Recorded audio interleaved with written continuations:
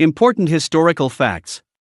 Think seriously about THIS. The black African, the wretched of the earth, is the only member of the human race who has been brainwashed to think that his ancestors bequeathed him with a curse that has prevented him from attaining aspired goals and life desires. Almost every misfortune he encounters on earth is the fault of some ancestors, who must be bound and cast with the fire of the Holy Ghost in the name of Jesus. The white people don't have terrible ancestors who have done terrible things. No. It's only the black ancestor. Over the years, the black ancestor has been so vilified by Christians they pay tithes, stay up all night, fast and pray to destroy the African ancestor in the name of Jesus. The black ancestor is so wicked he cursed his own kids. Having cursed his ancestor who gave him life, the black man is roaming around the world like a tortoise without a shell. He has no backbone. Zero identity. Thus no race respects him. He's lynched in Malaysia, incarcerated in Cambodia. He's shot like a dog in the streets of America. In Europe, he cleans the white man's shit. And they spit on him. Why won't they? A man who hates himself and despises his roots deserves no respect whatsoever. John Hawkins was a foremost English slave trader, a thief, and by contemporary moral standards he can as well be called a terrorist. John Hawkins made 3 trips to West Africa in the 1560s, and stole Africans whom he sold to the Spanish in America. On returning to England after the first trip, his profit was so handsome that Queen Elizabeth I became interested in directly participating in his next venture, and she provided for that purpose a ship named Jesus. Hawkins left with Jesus to steal some more Africans, and he returned to England with such dividends that Queen Elizabeth made him a knight. Hawkins chose as his coat of arms the representation of an African in chains. Today the generations of Hawkins and Queen Elizabeth I are alive, and enjoying life from the proceeds of their evil ancestors. They don't demonize their ancestors despite their active involvement in the greatest evil humanity has ever witnessed. Both individuals sanctioned rape, kidnapping and mass murder, but their children don't bear ancestral curses like black Africans. You'd be hard-pressed to see a member of the British elite publicly denounce slavery. Isn't it time to emancipate yourself from mental slavery, O ye Negro? If ancestral curse exists, who should suffer from it? The ancestor who kidnapped and raped and murdered and pillaged and stole and enslaved his fellow man, or the man whose freedom was taken from him? Surely, the man who threw pregnant Negro women to sharks at sea because they were too weak, deserves his future generations to suffer, and not the man whose society was so pure they had no prisons to punish offenders.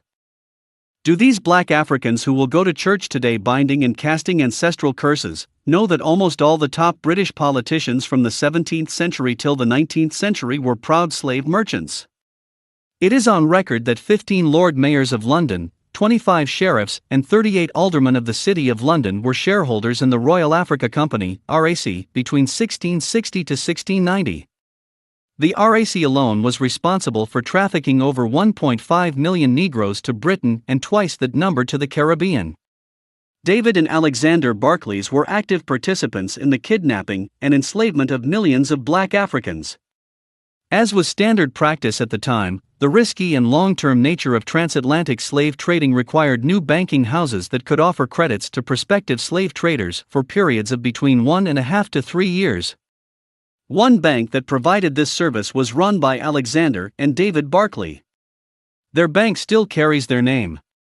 The Barclays Bank is also a proud sponsor of the English Premier League that me and you are fanatical fans of Chelsea and Arsenal and Man United today.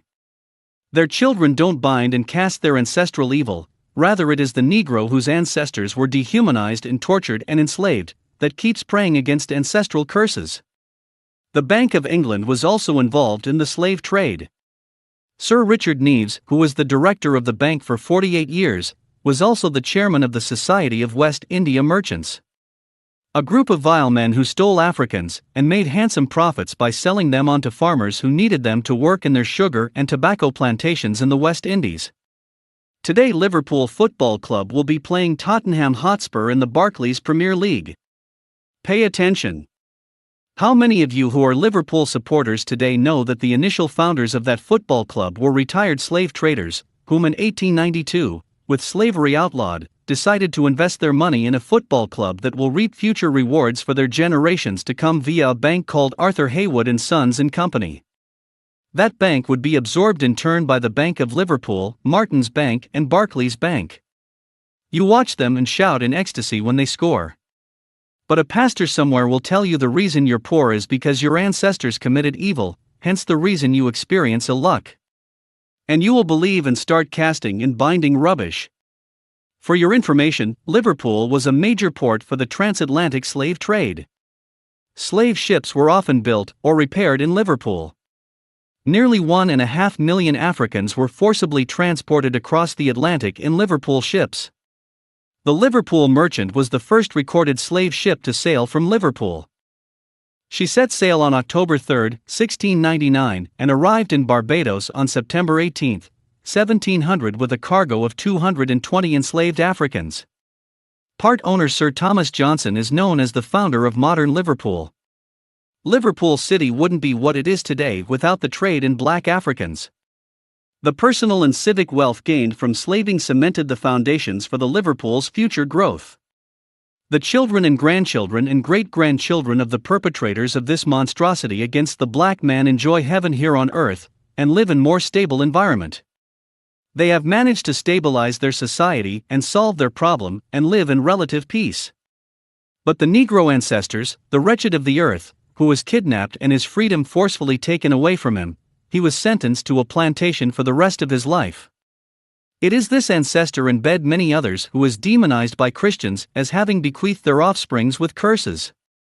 This is a historical fact our African brothers and sisters should be aware of. Africans unite, Shooting Star.